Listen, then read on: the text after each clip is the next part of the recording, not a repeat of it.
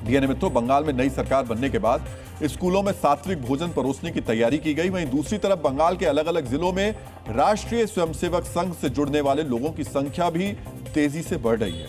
अगर ये कहें कि संघ की शाखा में शामिल होने के लिए बंगाल में लाइन लगी हुई है तो गलत नहीं होगा।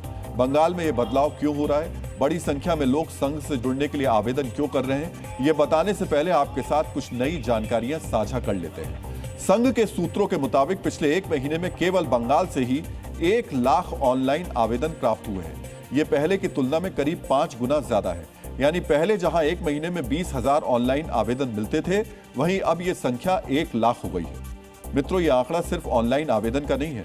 ज्यादातर लोग ऑफलाइन तरीके का भी इस्तेमाल करते हैं, यानी सीधे संघ के कार्यालय या शाखा में जाकर सदस्यता लेते हैं। इसका कोई आधिकारिक आंकड़ा नहीं है, लेकिन ऑफलाइन सदस्यता ज्यादा होने का अनुमान है। इसका मतलब यह हुआ कि बंगाल में आरएसएस से जुड़ने वाले लोगों की लाइन बहुत लंबी होती जा रही है। सरकार बदलने के बाद बंगाल में आरएसएस से जुड़ने वालों की संख्या क्यों बढ़ रही है, आज जी न्यूज ने ग्राउंड पर जाकर यह पता लगाने की कोशिश की। पश्चिम बंगाल में बीजेपी सरकार आने के बाद शाखा में आरएसएस में ऑनलाइन आवेदन की संख्या धड़ल्ले से बढ़ रही है।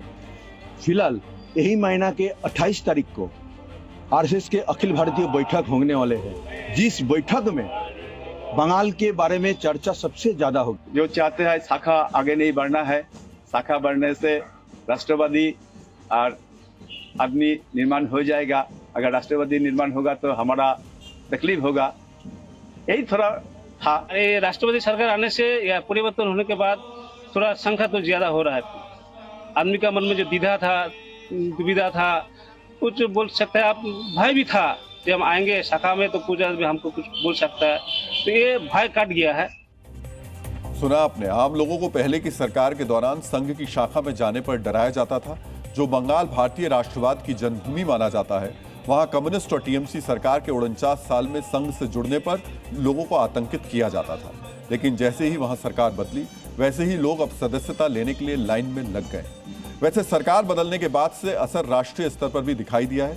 पिछले 12 वर्षों के दौरान पूरे देश में संघ का विस्तार तेजी से हुआ है। वर्ष 2013 में राष्ट्रीय स्तर पर संघ की 42,981 शाखाएं लगती थीं, लेकिन मार्च 2026 तक आते आते ये संख्या बढ़कर 88,949 हो गई है। यानी इस दौरान संघ की शाखाओं की संख्या में 107% की बढ़ोतरी हुई है। औसत के हिसाब से देखें तो इस दौरान हर दिन 10 नई शाखाएं खुलती रही हैं। सिर्फ पिछले 1 साल के दौरान संघ की 5,820 नई शाखाएं खुली और 3,943 नए स्थानों तक संघ की पहुंच हुई है। मित्रों, संघ के सदस्यों का कोई आधिकारिक आंकड़ा नहीं है, लेकिन इसमें भी शाखाओं के अनुपात में बढ़ोतरी हुई होगी और इसी वजह से आरएसएस को दुनिया का सबसे बड़ा स्वयंसेवी संगठन कहा जाता है। अब बंगाल में शाखाओं की संख्या में बढ़ोतरी के बाद इसमें और तेजी आएगी।